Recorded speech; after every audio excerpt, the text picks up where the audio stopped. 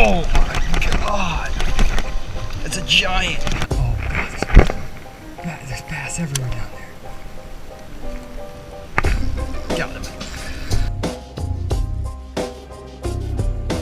Hey y'all, so we're gonna head out to some ponds by my house. There's a little bit of a cold front that came through, some rain and some wind. So it's the 16th of August and we're looking at about 73 degrees outside. So cold front conditions with a front. So let's see how it goes.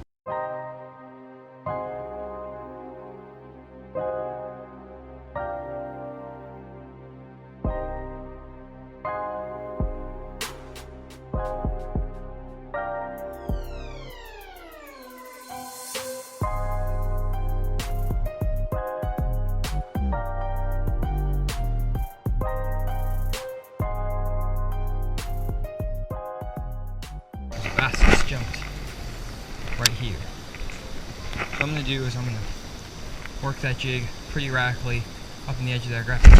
Got it. That was a sweet strike. I actually saw that fish bust.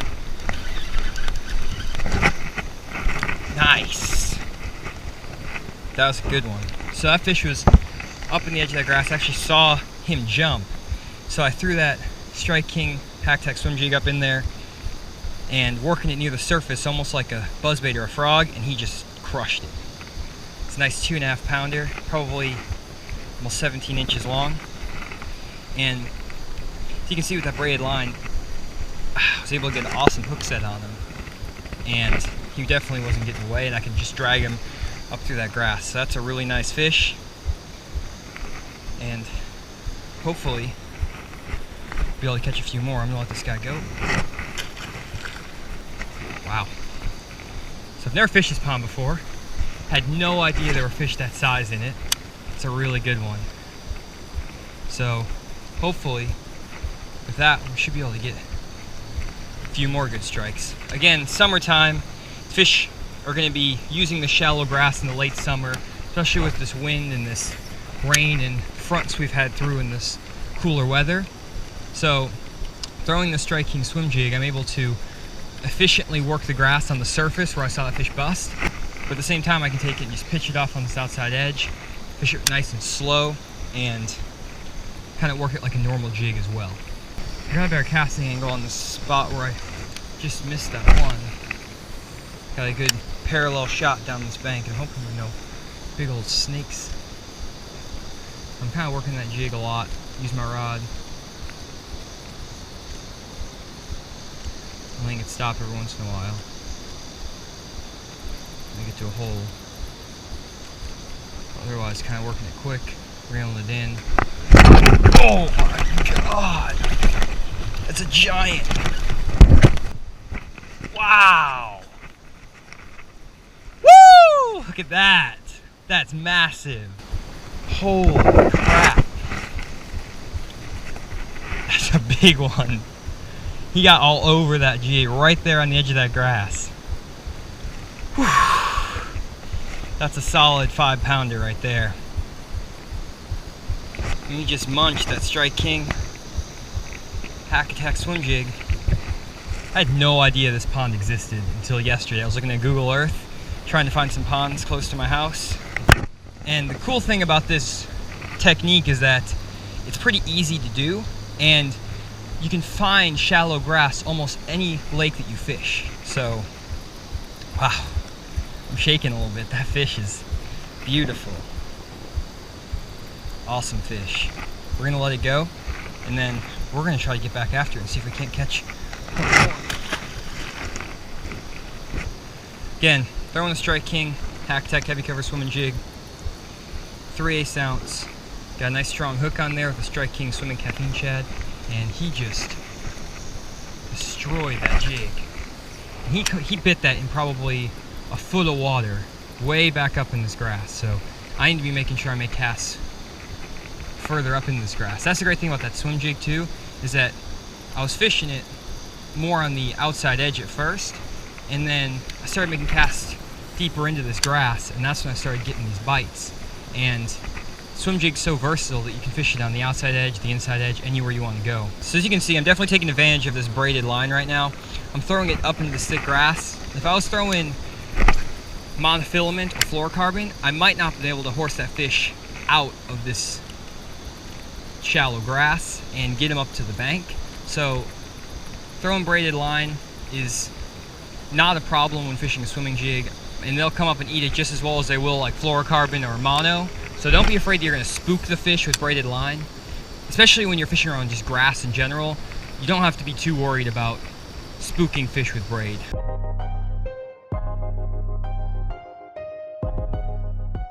This fun has been awesome. Got some good fish in it, but you know, golly. Okay, never mind. Oh, come here, fish. Oh, you want to get away? There we go. Oh. Okay, right when I said that, I catch another nice one. Man, these fish really want to keep me here. But again, that was on that Strike King Hack Attack swim jig, same bait. Didn't eat that one as well, but kind of scared me there for a second. I'm gonna let him go. He really wants to get back to his friends, but he just bit me like right here by this tree. It's kind of what prompted me to do this video. Is I was reading an article on wiredtofish.com, which is an awesome resource for bass fishing tips and golly,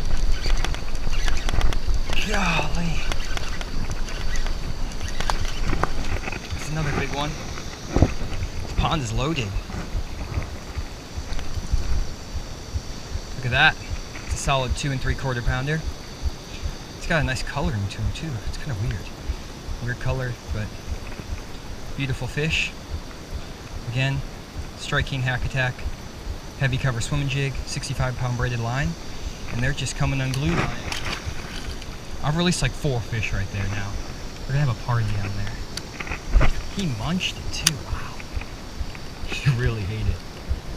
So that was crazy, catching fish out of that pond. I had no idea they were in there, and I was pretty shocked to actually caught 5-pounder out of there, but that's what fishing's all about. So what we're gonna do is we're gonna head over to the Arkansas River. There's a little spot by my house, and I'm gonna try tying a little bit different colored swim jig, a black and blue, as opposed to that bluegill pattern, and see if I can't show you a different way to fish a swim jig, some different cover, maybe getting some current, and maybe we can catch another 5-pounder. I don't know. That's crazy, but we'll see you guys when we get over there.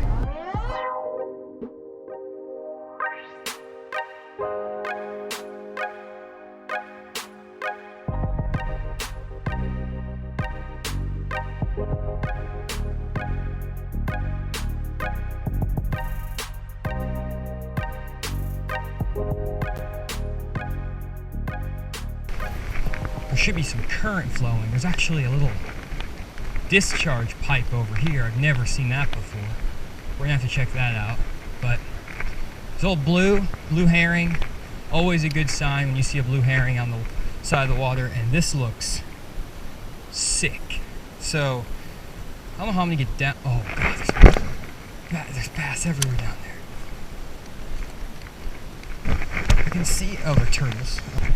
There's this pipe that's just gushing water over here. There's a good little stretch of grass. So I have a swimming jig, have a Ned Rig. We're gonna see if we can't get fish to bite on either of these. Okay, so this looks textbook right here. I know John B says textbook a lot, but this is literally textbook. I mean, you can't do anything but catch a fish here. So I'm gonna do, I don't know what to do right now. I'm like shaking. There's so much good water. I'm gonna fish a jig in there first.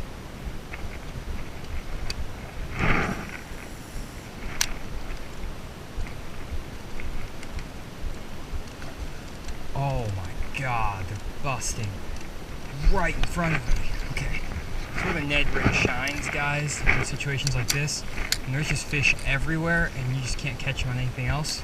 Just throw that Ned Rig out there, work it back to the boat, and just catch yourself a bunch of giants. Come on, fish.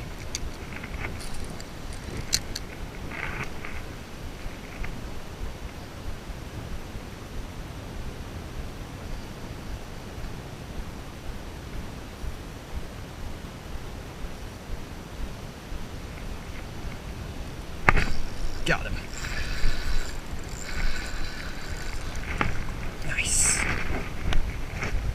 Nice fish. They're just choking shad over here. I'm throwing that little Ned Rig. He is so fat. Look at that fish.